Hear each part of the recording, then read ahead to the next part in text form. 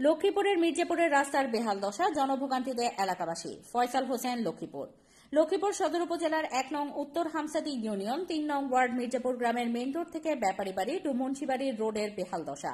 এলাকাবাসীর চলাচলের ভোগান্তির সৃষ্টি হয়েছে।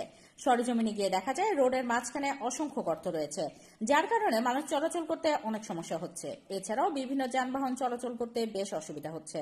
এই রাস্তা ব্যবহার করে প্রতিদিন অনেক শিক্ষার্থী, চাকুরিজীবী, ব্যবসায়ীরা তাদের গন্তব্যে যাতায়াত করে, কিন্তু রাস্তার বেহাল দশার কারণে চলাচলে অনেক সমস্যা হয়। 1 নং উত্তর হামসাদি ইউনিয়ন বিএনপির ভারপ্রাপ্ত সাধারণ সম্পাদক আব্দুল বাতেন মাস্টার বলেন, গত বন্যার পর থেকে এই রাস্তার বেহাল দশা। সামান্য বৃষ্টি হলে এই রাস্তা দিয়ে হাঁটাচলা অসম্ভব হয়ে পড়েছে। আমি কর্তৃপক্ষের নিকট আবেদন করছি, এই রাস্তাটি সংস্কার করে এলাকাবাসীর চলাচলের সুবিধা করে দিন।